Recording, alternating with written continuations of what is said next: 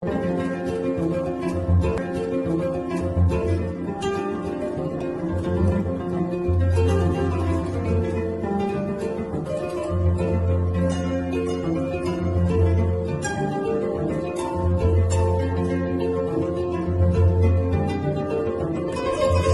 Consumer TV.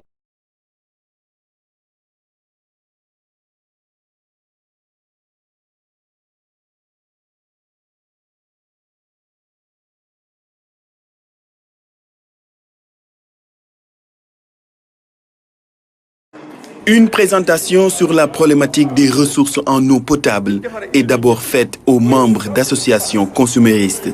La phase transfert de l'eau de l'usine KMS3 étant achevée, il s'agit maintenant de s'occuper du volet distribution, ce qui va permettre de renforcer les capacités de stockage au niveau du triangle Dakar-Mbour-Thiès.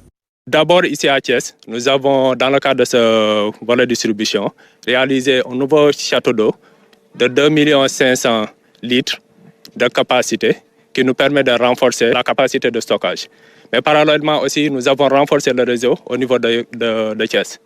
En plus de ça aussi, il y a les autres ouvrages qu'on avait ici qui avaient parfois des problèmes de manque d'eau. Donc, on en a profité pour renforcer le système d'alimentation, mais parallèlement aussi revoir leur qualité d'eau. En plus de Mbour, KMS3 permet aussi d'alimenter Pointe-Sarène, Mbodiène ou encore Joal, sans oublier les autres zones touristiques. Il y a un réservoir de 5000 m3 qu'on a réalisé au niveau de Dias, plus un renforcement de l'eau qui passe jusqu'au niveau de Toubab Dialaw. Et ce réservoir va nous permettre de sécuriser tout ce qui est alimentation en eau aux alentours de l'AIBD, en passant par les pôles urbains de Dago-Kholpa jusqu'au niveau de Toubab Dialaw. Mais aussi, on en a profité du moment que l'aéroport est un point stratégique pour renforcer les sources d'alimentation en eau de l'aéroport.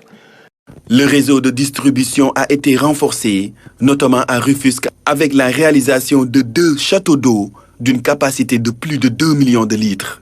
À Malika, avec un ouvrage de stockage de 10 000 m3, en plus d'une station de pompage. Cette station va à son tour alimenter 2 nouveaux châteaux d'eau au niveau de Guédiawaye, ce qui va sécuriser l'alimentation en eau potable et améliorer la qualité. Points sur lesquels les défenseurs des consommateurs ont insisté. Nous avons aussi, en tant que défenseurs des consommateurs, parler de la qualité et de la surveillance de l'eau.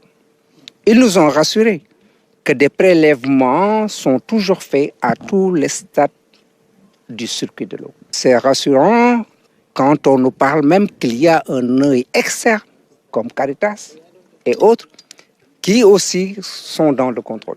Les investissements qu'on a eu à faire pour avoir KMS3, pour le dessalement, tout ceci au profit des populations. Ces investissements vont continuer parce que les populations augmentent de plus en plus. Les représentants des associations consuméristes plaident pour une disponibilité de l'eau potable sur l'ensemble du territoire et à des coûts accessibles. Qui booste l'eau. L'eau vient ici au niveau de ces réservoirs de stockage. Il y en a 2 actuellement qui sont à service. C'est 2 fois 10 000 m3 de stockage. Donc ça fait 20 000 m3.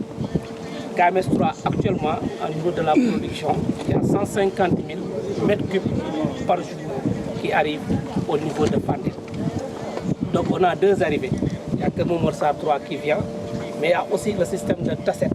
À Tasset, on a là-bas des batteries de forage. Oui, il y a 9 forages qui sont là-bas, Fandène. Donc on a 2 entrées. Il y a Tasset qui amène 20 000 m3 par jour. Et actuellement, que Momorsar 3 qui amène 150 m3 par jour. Et on a 2 sorties.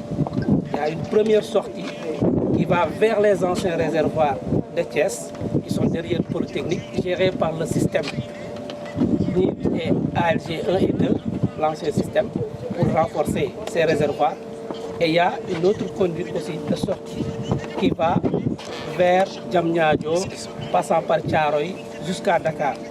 Et en cours de route, on a des livraisons.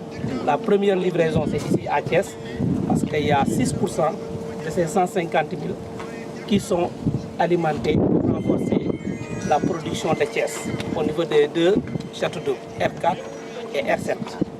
Et après Thiès, il y a un premier piquage, un deuxième piquage vers Mbour et Saly. Là-bas, ça fait 12% de la production journalière de 150 000.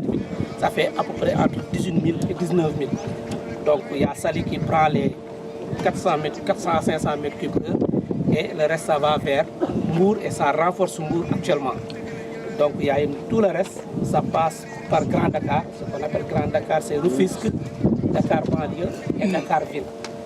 Dakar est la plus grande production, presque 36%, ça va au niveau de Dakar ville, sur la zone des HLM et sur la zone de Dieuppeul et Bentali et autres, pour renforcer cette zone.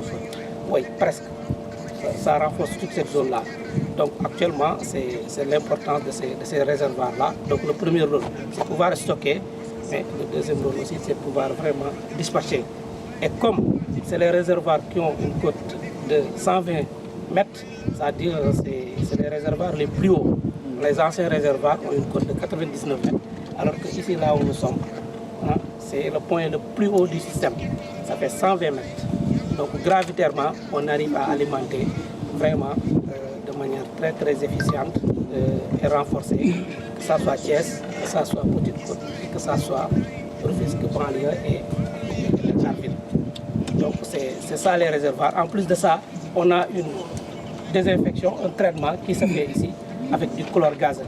Le bâtiment que vous voyez là-bas, c'est du chlore gazeux. Donc, comme nous produisons de l'eau potable, il y a de l'eau brute qui nous vient de Kermoumansar 3, il y a du chlore. Mais arrivé ici, on a 0 et on le renforce aussi, ce qui nous permet de produire de l'eau potable. Tout ça, c'est calculé, c'est en mode automatique. Il y a la supervision. Vous allez voir avec les schémas. Je propose juste qu'on fasse une visite visuelle. Vous voyez les conduites, les différentes vannes. Et après, on va aller au niveau de la supervision avec le technicien qui est sur site. Vous aurez une idée des deux arrivées et des deux sorties.